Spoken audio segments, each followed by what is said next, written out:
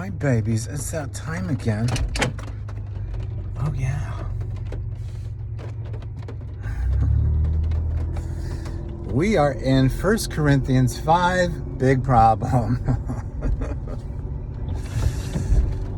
This is one of those examples, it's probably the best example of where I don't agree with Paul.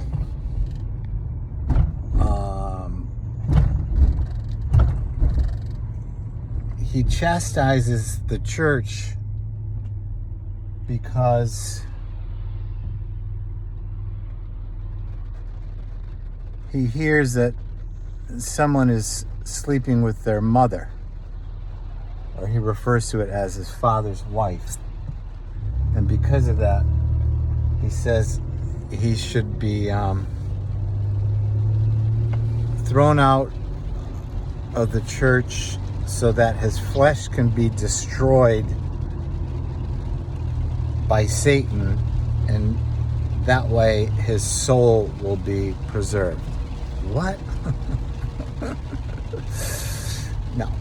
I think this is an example of where both the culture of the time and Paul's attachment to Judaism gets the best of him, and is probably the best piece of evidence I can think of that shows how hard it is to extricate ourselves from our past, our carnal mind, and what the Spirit of God is doing in the present. Oh yeah, baby. Because, yeah, I get that this is, I'm not saying, condoning the behavior, but he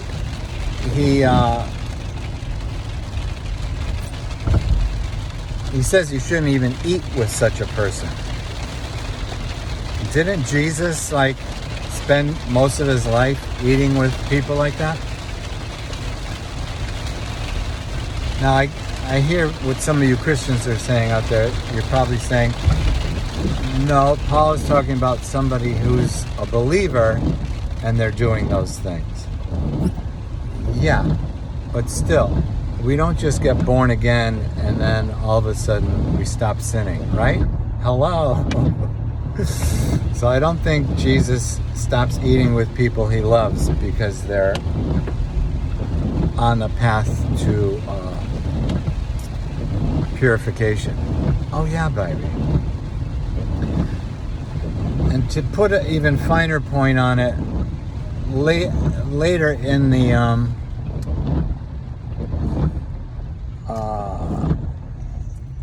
the chapter,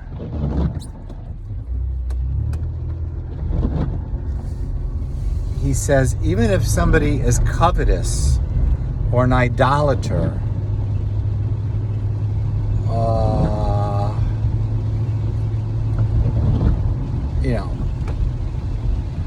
to use the same procedure of alienation as you would with this example. I'm just thinking, no, Paul, no. So there it is.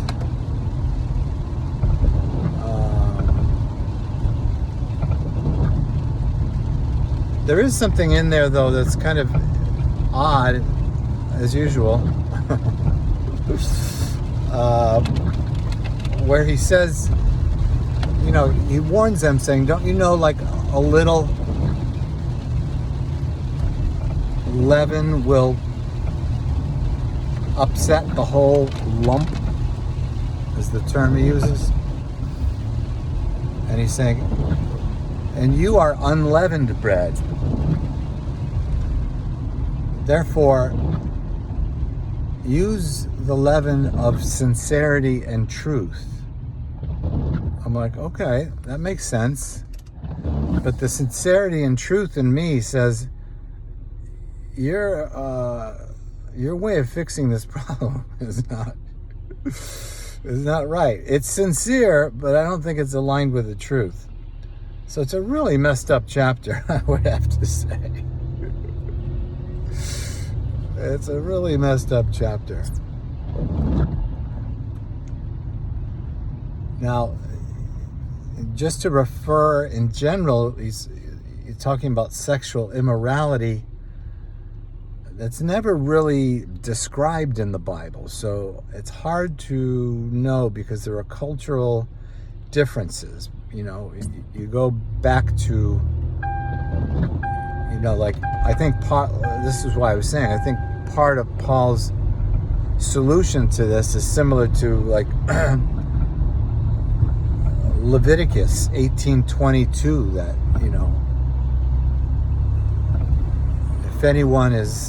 if a male is lying with another male as he would a female, he should be killed. All right, so Paul's saying, don't kill the guy, but kick him out of your church. So I think there's something we need to learn about in today's society. What is sexually immoral? And to get that teaching from the Holy Spirit, because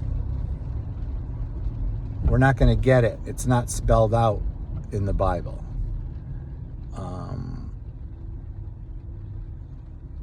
So, yeah. I mean, Paul does speak against homosexuality.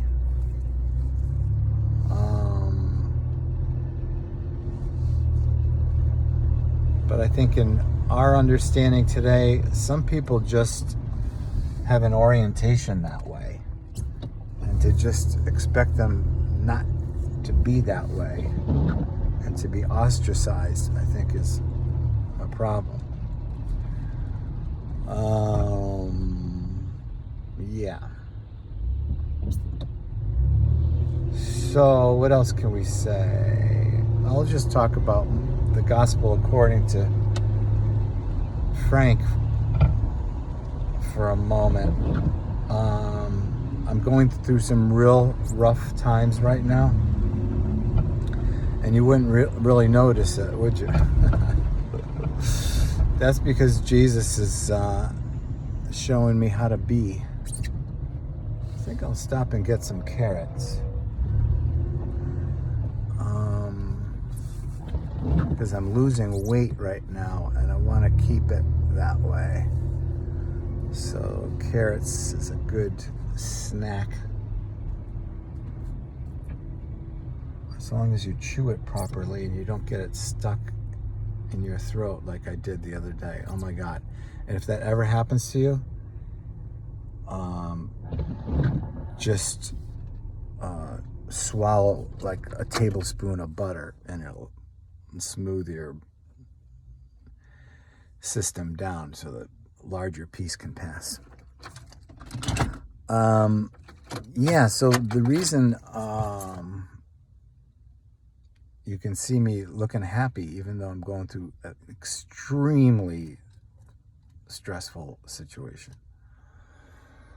is that the Lord is good, and I called out to him and he answered me. I even yelled at him like dude, you gotta help me out here because I need guidance. I got it. So I apologize for yelling, but we're back to hugging and kissing. Yeah, and I've been listening to hymns and chants. And I was raised Catholic, so I fell in love with Jesus when I was about 8 years old, and I became enamored of the hymns that really spoke to my spirit about expressing love for how beautiful God's gift of Jesus is to us. And it floored me as an 8-year-old. And so I'm kind of enjoying listening to that as I pray and keep myself positive in these difficult times.